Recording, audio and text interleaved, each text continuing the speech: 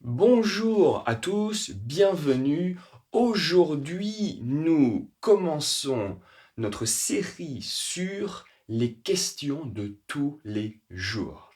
La première question, très importante pour la vie courante, très importante pour une question simple et utilisée tout le temps.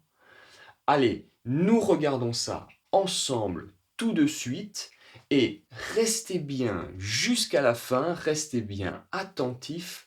Je vous donnerai une petite astuce pour parler un peu plus comme les Français. Allez, c'est parti, suivez-moi. La première question, la première structure utilisée quotidiennement sera est-ce que. Alors, est-ce que est un mot interrogatif utilisé tout simplement pour une question simple avec une réponse par oui ou par non. Et c'est tout. Ce n'est pas une question ouverte. Est-ce que est une question fermée. Uniquement oui ou non. Tout va bien? Allez, on regarde la prononciation. Le premier, le est, le verbe être, et ce. Quand on les met ensemble, la prononciation sera tout simplement comme un S.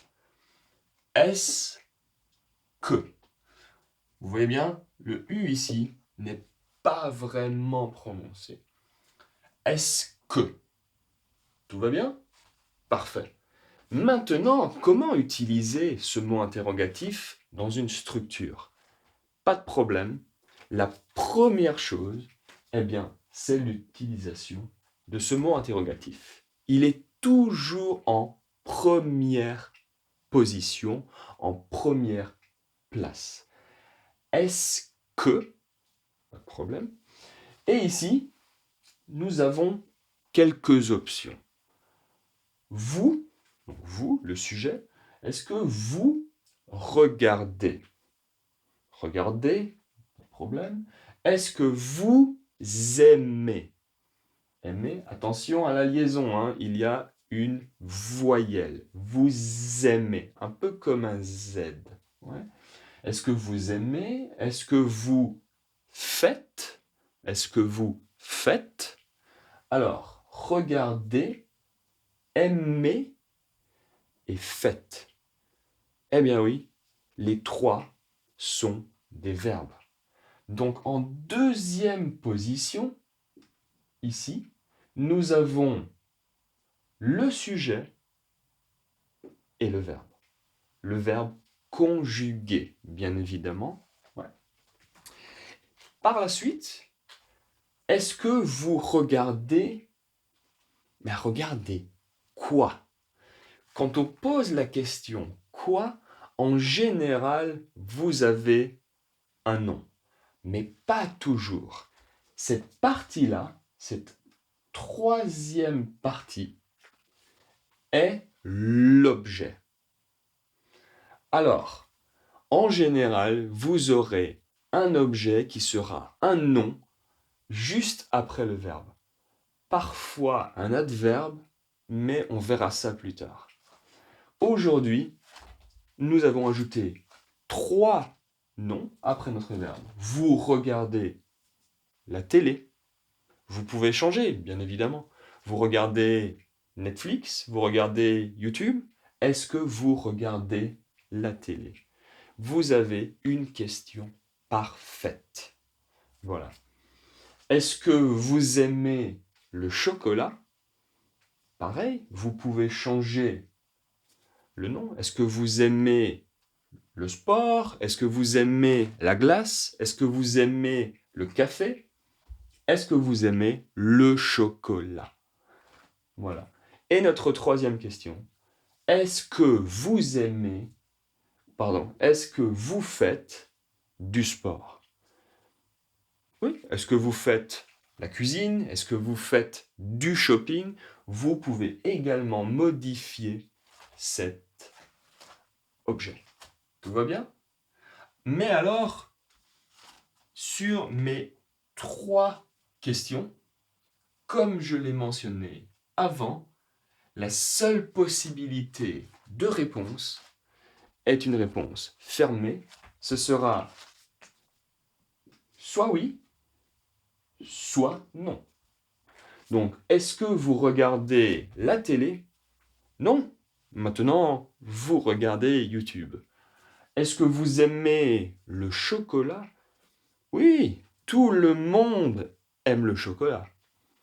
Et est-ce que vous faites du sport? Oui, parfois je fais du sport. Tout va bien?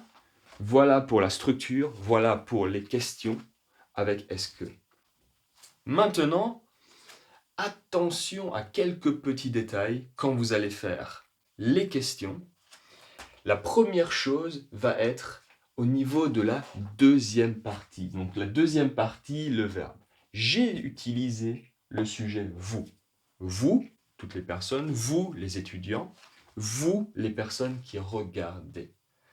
Mais si j'utilise un autre sujet, par exemple, tu, pas de problème, tout va bien. Est-ce que tu fais du sport? Est-ce que tu aimes le chocolat? La petite difficulté sera avec les sujets il et elle, singulier et pluriel. Regardez avec moi. On voit bien ici, il, elle au singulier, il, elle pluriel. Alors, qu'est-ce que j'ai fait ici? Vous voyez? Normalement, nous avons que le E. Eh bien, ce E va disparaître et nous allons ajouter une apostrophe lorsqu'il y a une voyelle. Lorsque le sujet commence par une voyelle. La prononciation sera donc connectée et votre question sera un peu plus fluide et plus rapide. Est-ce qu'il? Est-ce qu'elle? Est-ce qu'il? Est-ce qu'elle? Alors la prononciation, bien sûr, le dernier S n'est pas prononcé, donc ce sera la même. Alors attention, le QU sera vraiment connecté. Qu'il, qu'elle. Est-ce qu'il? Est-ce qu'elle? Tout va bien? Ouais? Très bien. La troisième partie, maintenant, je vous donne la petite astuce que les Français utilisent. Eh bien, en fait, nous n'utilisons pas toujours ce mot interrogatif pour les questions fermées. C'est-à-dire que on va regarder ces 2 exemples. Est-ce que tu aimes le cinéma? Une question parfaite, une question standard, très utile. Maintenant, très souvent, nous allons ignorer le est-ce que. Nous allons commencer ici. Tu aimes le cinéma? Avec une petite différence, nous allons monter. Il y a une intonation montante. Nous allons monter notre voix, notre prononciation. Donc la question plus familière sera: tu aimes le cinéma? Tu aimes le cinéma? Tout va bien? Et la deuxième question, est-ce que vous...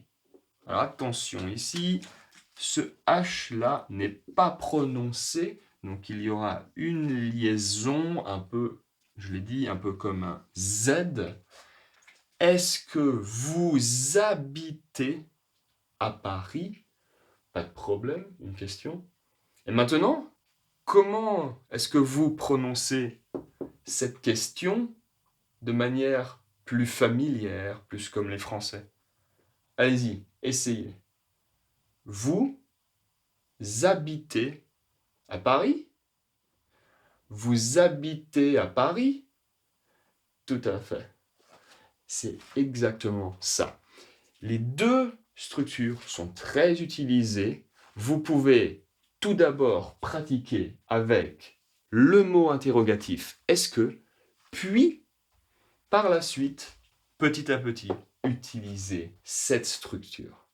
Attention, toujours une question fermée avec la possibilité de oui ou de non. Et c'est tout. Tout va bien? Est-ce que vous comprenez? Oui? Non? Allez, essayez de faire quelques questions et écrivez-les dans les commentaires. À bientôt.